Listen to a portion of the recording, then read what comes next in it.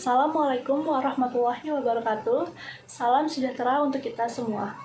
Yang terhormat kepada Bapak, Ibu Dewan Penguji, dan yang terhormat kepada Ibu Dr. Herminda SEMM. Perkenalkan, saya Marsya Azkia Putri, mahasiswa manajemen S1. Pada kesempatan kali ini, saya akan menyampaikan penelitian hasil skripsi saya yang berjudul Pengaruh Beban Kerja, Human Relation, dan Work-Life Balance terhadap kepuasan kerja karyawan pada PT Brajamukti Cakra.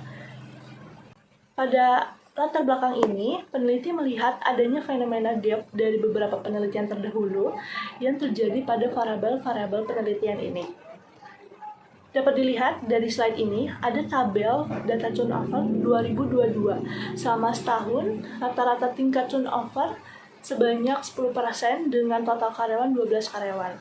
Sedangkan untuk tahun 2023 selama 6 bulan dari Januari sampai 31 Mei menunjukkan rata-rata tingkat turnover sebesar 7% dengan total karyawan 8 karyawan dari total 19 karyawan. Dan ada tabel data output produksi di mana dari tahun 2022 ke 2023 meningkat sebesar 87.000 pieces spare part. Begitu, penulis mengidentifikasikan masalah, yaitu sebagian besar karyawan merasa tidak puas dalam pekerjaannya, memiliki beban kerja yang berat ditandai dengan output produksi yang meningkat. Tugas yang diberikan sifatnya mendadak dengan waktu yang singkat. Kakunya hubungan komunikasi antara atasan dengan bawahan dan rekan-rekan karyawan lainnya, sehingga menimbulkan saling bergantung dalam suatu pekerjaan. Masih menemukan miscommunication saat melakukan pekerjaan dan tidak banyak memiliki waktu bersama keluarga setelah bekerja. Maka dari itu, saya melakukan penelitian ini untuk mengetahui pengaruh beban kerja terhadap kepuasan kerja pada PT Brajamukti Cakra, untuk mengetahui pengaruh human relation terhadap kepuasan pada PT Brajamukti Cakra, dan untuk mengetahui pengaruh work-life balance pada kepuasan kerja yang terjadi dalam PT Brajamukti Cakra. Misalkan latar belakang yang telah saya uraikan, maka dapat dibuat kerangka pemikiran dan hipotesa. Hipotesis yang pertama, terdapat pengaruh beban kerja terhadap kepuasan kerja pada karyawan PT Brajamukti Cakra. Hipotesis kedua, terdapat pengaruh human relation terhadap kepuasan kerja karyawan pada PT Brajamukti Cakra. Dan yang ketiga, hipotesis ketiga, terdapat pengaruh work-life balance terhadap kepuasan kerja pada PT Brajamukti Cakra. Selanjutnya, landasan teori yang saya gunakan pada variabel pertama, yaitu kepuasan kerja, yang saya kutip dari Sutrisno 2017, Robbins 2013, dan Hamali 2016, adalah respon positif karyawan yang berupa sikap terhadap berbagai pekerjaan karena kebutuhan yang lalu telah dipenuhi dalam bentuk penghargaan, gaji, maupun sikap terhadap kondisi kerja dan antar kerja, rekan kerja. Didapatkan dimensi kepuasan kerja yang terdiri dari pekerjaan itu sendiri, gaji, kesempatan promosi, dan rekan kerja. Untuk beban kerja yang saya kutip dari Menpan dan Mukijat 2010, adalah suatu kondisi tertekan karyawan yang merupakan sebuah respon dari lebihnya pekerjaan yang diberikan dan adanya perbedaan kemampuan karyawan dengan tuntutan pekerjaan yang harus dihadapi, baik secara fisik maupun mental. Didapatkan dimensi beban kerja ini yaitu ada faktor kuantitatif dan faktor kualitatif. Untuk variabel human relation, saya kutip dari David dan John 2009, Hasibuan 2018, dan Effendi 2009, yaitu aspek kritis sumber daya manusia yang berfokus pada dinamika sosial dan psikologis. Dengan mengembangkan komunikasi, motivasi, dan kerja tim, dan kepemimpinan yang efektif, perusahaan akan menciptakan lingkungan kerja yang positif. Didapatkan dimensi human relation, yaitu komunikasi antarpersonal dan komunikasi psikologis. Untuk work-life balance, saya kutip dari Louis P. Parkes 2008, Directa 2019, Eckers dan Elsawas 2006, dan Gatot Prasetyo 2016 adalah kemampuan untuk menemukan keseimbangan antara bekerja, manajemen diri, motivasi diri, dan tanggung jawab untuk meningkatkan kualitas hidup seseorang. Selanjutnya, metode penelitian. Metode penelitian yang saya pakai menggunakan metode deskriptif dengan pendekatan kuantitatif. Populasi yang saya gunakan sebanyak 119 karyawan, dan sampel yang saya dapatkan dengan menggunakan teknik Slovin sebanyak 92 karyawan. Pengumpulan data yang saya gunakan yaitu riset keperpustakaan dan kuesioner dengan 5-point Likert scale. Sumber data yang saya ambil berasal dari data primer dan sekunder. Teknik analisa yang digunakan dalam penelitian ini ada dua model, outer model dan inner model. Outer model terdiri dari uji convergent validity, uji discriminant validity, dan uji composite reliability. Dan yang kedua tadi ada inner model yang terdiri dari coefficient determinasi, effect size, analisis regresi berganda, goodness of fit, dan uji hipotesis. Masuk ke pembahasan hasil penelitian, di mana dilihat dari gambar full model, inner dan outer, itu terdapat item-item indikator dengan nilai harus di atas 0,7 pada masing-masing variabel.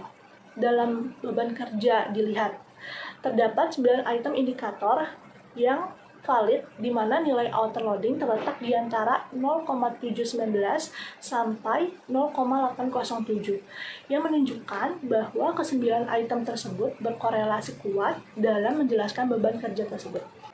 Dan di antara ke-9 item indikator tadi, yang lebih kuat mencerminkan beban kerja itu ada di beban kerja nomor 9 dengan nilai 0,807, yaitu tugas sesuai dengan potensi. Artinya bahwa setiap perubahan-perubahan dari beban kerja seseorang karyawan akan tercermin lebih tinggi pada ketidaksesuaian tugas dengan potensi. Begitupun penjelasan untuk variabel-variabel selanjutnya. Nah, selain itu, dari gambar full model ini, kita juga bisa melihat variabel mana yang memiliki pengaruh lebih tinggi terhadap kepuasan kerja, yaitu ditunjukkan oleh part coefficient T, variabel human relation yang sebesar 0,392. Hal ini menunjukkan bahwa setiap perubahan human relation akan lebih kuat meningkatkan kepuasan kerja karyawan dibanding dengan variabel yang lain. Selanjutnya, di slide ini terlihat tabel Fornell-Lecker adalah akar kuadrat AV yang lebih besar dari korelasi antar konstruk laten. Dilihat dari variabel ini, beban kerja mempunyai akar AV 0,788. Lebih besar korelasinya dengan konstruk lain, yaitu 0,77, 0,74, 0,676. Begitu seterusnya untuk variabel lain. Yang kedua, R-square. Dari tabel di slide ini dapat dikatakan bahwa besarnya pengaruh beban kerja, human relation, work-life balance terhadap kepuasan kerja sebesar 67,1%. Masuk ke kategori moderat, dan sisanya 32,9% dipengaruhi oleh variabel bebas lainnya. Selanjutnya, analisis regresi berganda. Didapatkan hasil persamaan yaitu Y sama dengan konstanta 7,316 ditambah koefisien regresi beban kerja 0,386 ditambah koefisien regresi human relation 0,617 ditambah koefisien regresi work-life balance 0,332, yang artinya jika konstanta sebesar 7,316 menyatakan bahwa beban kerja, human relation, dan work-life balance dianggap konsisten atau tetap, maka kepuasan kerja akan bernilai 7,316. Selanjutnya, uji hipotesis pada beban kerja terhadap kepuasan kerja dapat dilihat menghasilkan 3,256 lebih besar dari 1,997 dengan signifikansi sebesar 0,001 lebih kecil dari 0,05. Human relation terhadap kepuasan kerja menghasilkan 4,498 lebih besar dari 1,997 dengan signifikansi sebesar 0,000 lebih kecil dari 0,05. work-life balance terhadap kepuasan kerja menghasilkan 2,773, lebih besar dari 1,997, dengan signifikansi sebesar 0,006, lebih kecil dari 0,05. Dan yang terakhir, goodness of fit. Hasil perhitungan menunjukkan nilai goodness of fit adalah 0,643, di mana yang artinya data empiris mampu menjelaskan outer model dan inner model dengan tingkat kecocokan yang tinggi. Masuk ke kesimpulan, dapat disimpulkan bahwa H01 ditolak dan HA1 diterima, yang berarti hal ini menunjukkan bahwa beban kerja berpengaruh positif dan signifikan secara parsial terhadap kepuasan kerja karyawan.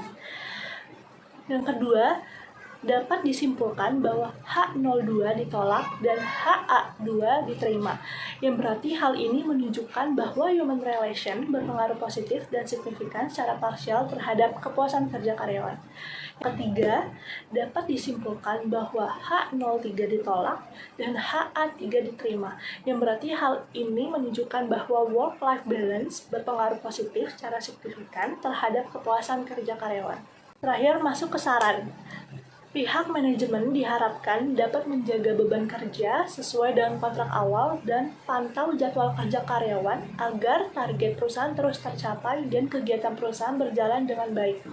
Yang kedua, pihak manajemen diharapkan dapat mengajak karyawan untuk berkomunikasi mengenai pekerjaan dan hambatan kerja secara rutin, memberikan umpan balik agar karyawan memiliki performa yang lebih baik, memberikan kesempatan karyawan untuk menilai kinerjanya dan tim, serta memberikan apresiasi atas pencapaian karyawan.